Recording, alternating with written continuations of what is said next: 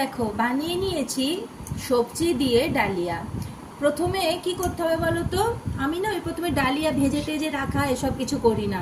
আমি প্রথমে সব যা যা তুমি সবজি দিতে চাও, যেমন গাজর, বিনস, ক্যাপসিকাম, সব সবজি কেটে নিয়ে ওর মধ্যেই না আমি কাজু কিশমিশটাও দিয়ে দিই।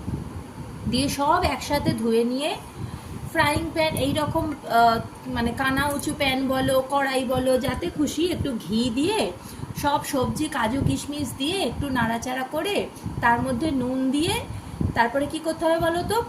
একটু ভাজা ভাজা মতো করতে, ভাজা ভাজা মানে কি, গ্যাস কমিয়ে যেমন ভাপে করে ওইরকম করে নেবে। আমি তো মাঝে মধ্যে গোলমরিচ গুঁড়োও দিই, আবার না থাকলে কাঁচা লঙ্কাটাও একটু কুচি কুচি করে দিই যাতে বেশ ঝাল ঝাল হয়।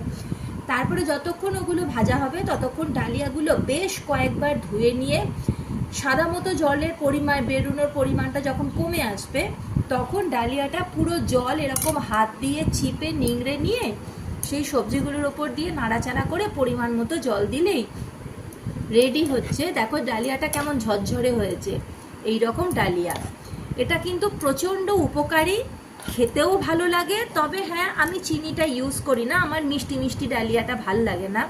তোমরা যদি কেউ চিনি পছন্দ করো দিতে পারো, আমি কিন্তু এই প্রসেসেই করি। একবার বানিয়ে খেয়ে দেখো, দারুণ লাগবে কিন্তু।